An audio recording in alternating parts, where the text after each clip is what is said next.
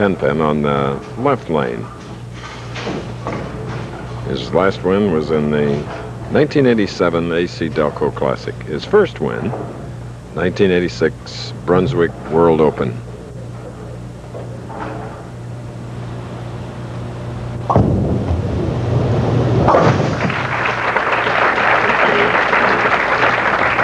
George looks comfortable out there. You see him moving around cat-like, where Bob Spaulding still a bit tentative. He's said he was very nervous in the 42nd game last night as he just barely qualified for the top 5. Needs to get a win under his belt.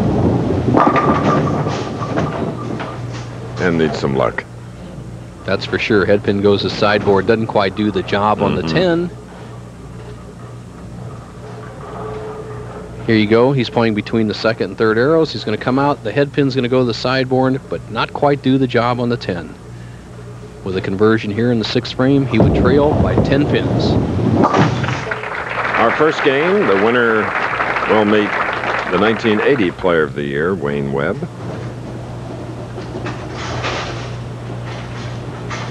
And then Dave D'Entremont. And our tournament leader is Mark McDowell.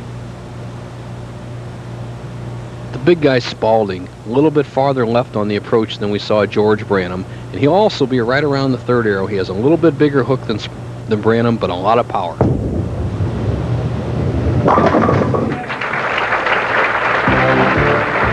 It's his 3rd strike here at Cedar Lanes. Selma, California is just outside of Fresno, and Annapolis is leading by 10 pins over Bob Spaulding of Harrisburg, Pennsylvania.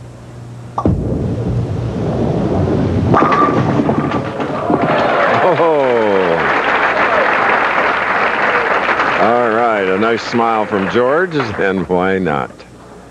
Dancing off the deck. Bo? Thank you, Chris. Wayne Webb, all 5 players today are big, strong guys, upper body strength. How important is that on a championship pair? I think power has become very important in the game of bowling, and on the championship pair, the back ends are starting to get a little tight, so that extra power gets the ball through the pins. All right, he said go with power, Chris. We'll see what happens. He's up next. Okay. Failing to carry the 10-pin on the left lane, George Branham.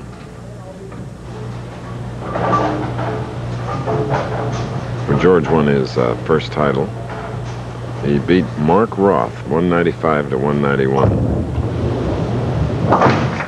Last year, earning $64,190 with 3rd place finish at True Value and a 2nd in the ABC American Bowling Congress Bud Light Masters, which was won by Doug Kent. Looking for that first win, Bob Spaulding. Big strike, Nelson. You're right, Chris. That makes the match all even. Great potential for a tie here. Both players are even through 8 frames, and they've hit around the pocket. And to kind of follow up with what Wayne Webb said about the upper body strength on this championship pair, we've noticed the 10-pin standing, and that's when the oil is carrying down the lane a little bit.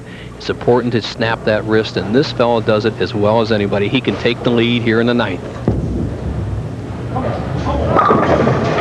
Getting with it very much, beginning to perspire as Carol on the left and his mom, Catherine, applaud. Chris, you picked up something very important there as he perspires.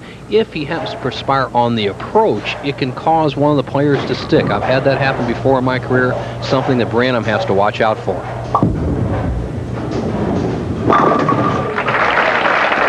Foundation strike in the 9th frame for Branham, keeping the pressure on both sides. Next Saturday, there will be pressure in El Paso as the pro bowlers ride high in the Great Southwest. Who will win the El Paso Open? Well, find out live next Saturday on ABC Sports, our regular time, 3 Eastern. Branham needs a strike to level the match, 10th frame.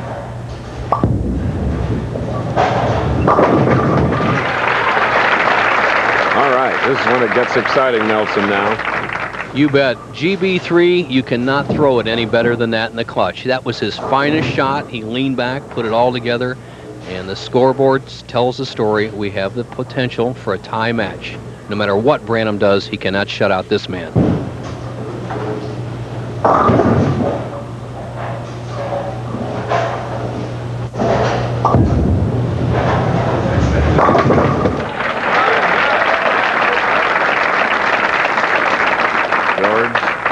has strung 3 here at the end. To make a great living on the Professional Bowlers Tour, you must perform in the clutch. George Branham has saved his best shots for last, a potential 229. The match is still up for grabs.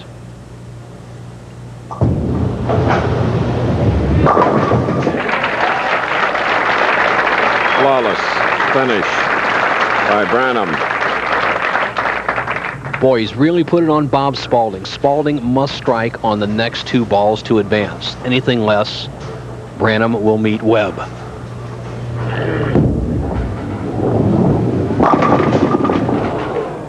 And a pesky 10. Good performance by Bob Spaulding. Kept the ball in play, kept it around the pocket, but the veteran George Branham took it when it came down to the clutch. Branham's going on to meet Wayne Webb, a real experienced, tough opponent. Great match coming up.